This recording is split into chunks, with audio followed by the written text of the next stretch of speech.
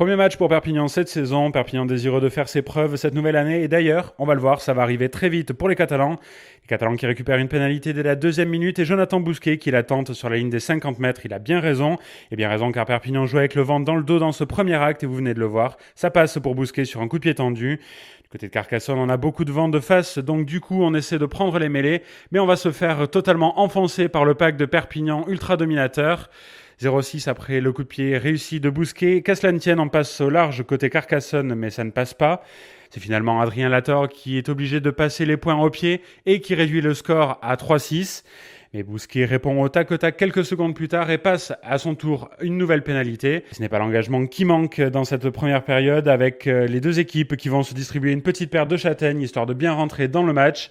Bilan de cette bagarre générale après 17 minutes de jeu, 2 cartons rouges, un de chaque côté. Et Perpignan s'est bien réveillé après cette bagarre générale et va envoyer du jeu dans les 22 mètres de Carcassonne.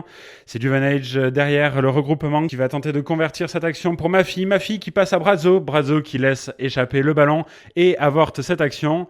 On en reste là, mais quelques secondes plus tard, après une mêlée ultra dominée et un bras cassé rapidement joué, la passe pour Mafi. Mafi qui fait parler ses cannes, qui esquive un premier, un deuxième défenseur pour filer Adam inscrire le premier essai de Perpignan. Nous en sommes à 6-14 après cet essai, puis 6-16 après transformation réussie par Jonathan Bousquet, une transformation facile face au poteau.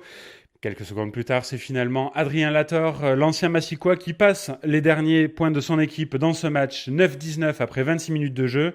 Mais ce n'est pas fini pour Perpignan et le festival Jonathan Bousquet qui, en plus d'être bon au pied, a de la réussite et passe 3 points de plus pour Perpignan, ce qui monte le score à 9-22, puis 9-25 après une nouvelle pénalité facilement réussie par Jonathan Bousquet face au poteau et une double sanction puisque Carcassonne joue à partir de maintenant en infériorité numérique suite à un carton jaune. Perpignan domine de la tête et des épaules ce match.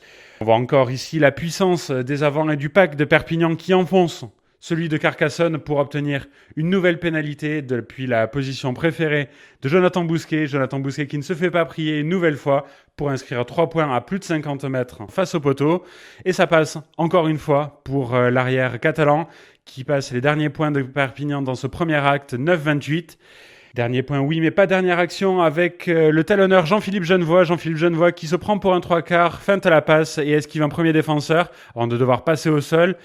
Duvenage passe derrière le regroupement et tente de convertir, mais ça ne passe pas. L'action s'arrête là. On en reste à 9-28 après cette première mi-temps. Et bis repetita dans le second acte avec, on le voit encore sur cette action, le pack de l'USAP qui met au supplice son vis-à-vis pour obtenir une nouvelle pénalité et porter le score à 9-31 après seulement 50 minutes de jeu. De la puissance, il en est encore question à un quart d'heure du terme avec un excellent ballon porté amorcé par les avants de l'USAP. Les avants de l'USAP qui avancent et qui mettent à mal la défense de Carcassonne jusqu'à même passer la ligne.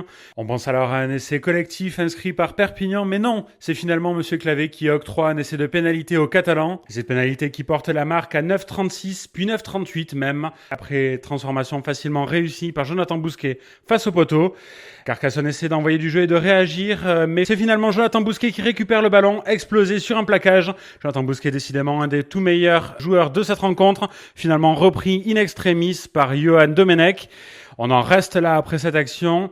La dernière action est finalement pour l'USC avec Caminati qui tape à suivre pour Adrien Latorre. Adrien Latorre qui court bien et qui suit mais qui n'est pas le premier à aplatir. Il n'y a pas essai, signale Monsieur Clavé et on en reste à 9-38 dans cette rencontre.